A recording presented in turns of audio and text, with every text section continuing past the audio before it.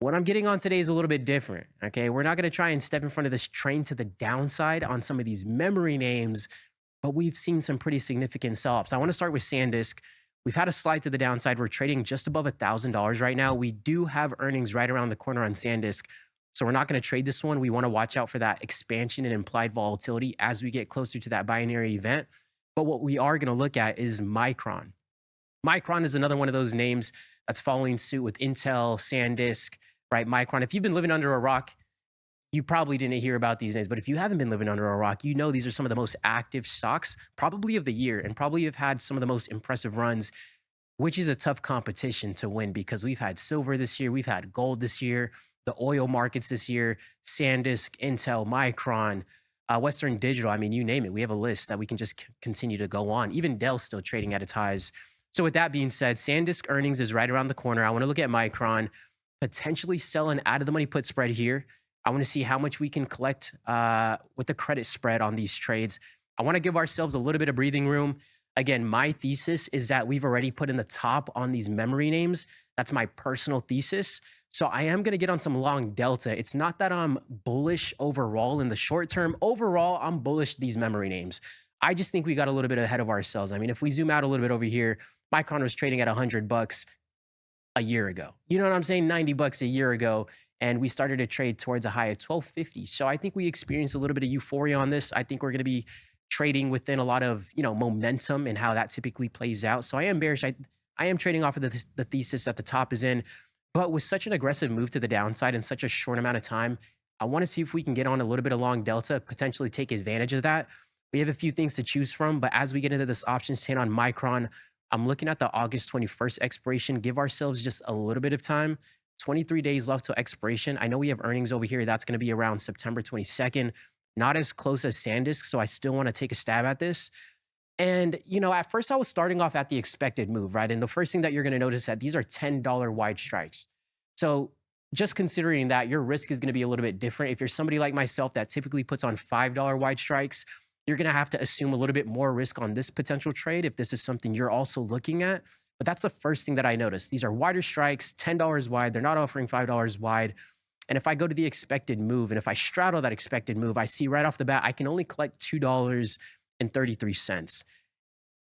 The metrics look nice. We have a 74% pop, a 77% P50. This looks nice, except the max loss is going to be our total buying power for this trade, which is going to be about 765, which is a little large for this position, considering we might be on the backside of this move.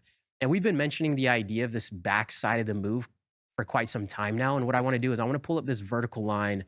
And whenever we're referring to the backside of this move, we're talking about the front side run. And if the potential top was put in, anything after that is going to be the backside of the move.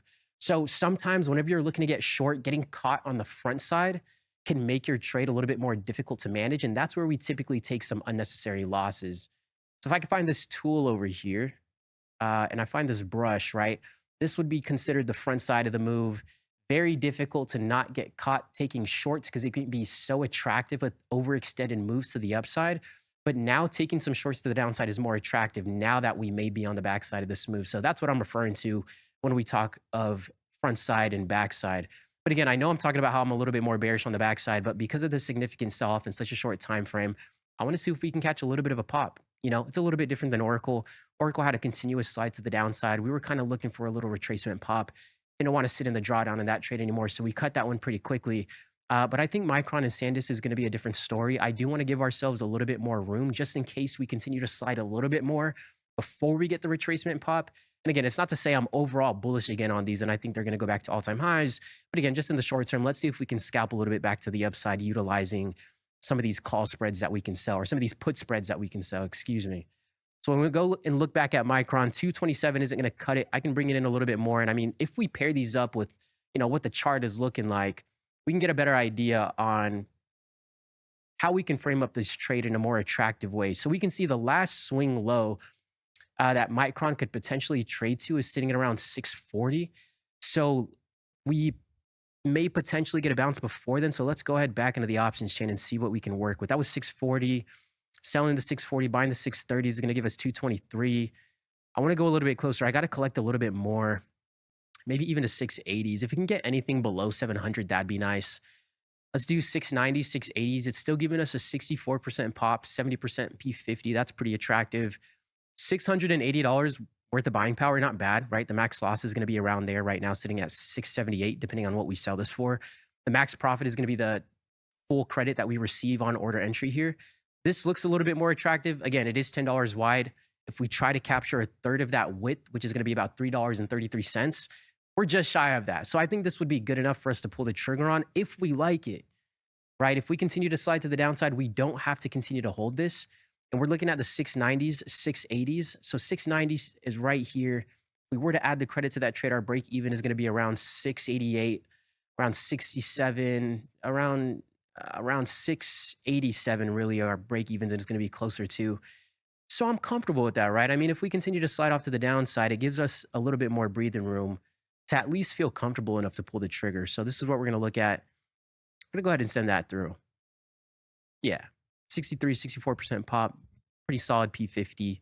Again, not that we're extremely bullish on these names, and we got an insta-fill at 320. It's not that we're extremely bullish on these names, but again, the aggression to the downside, it would be nice to see a little bit of a pullback, right? Even on the front side of this move, whenever we continue to put in consecutive highs, there were times where we did get a little bit of a brief pullback here and there on the way up. So I'm hoping on the way down, or as we start to consolidate, whatever the price action is going to look like as time goes on, I'm hoping we catch just a little bit of a pop. So that's going to be the thought process there.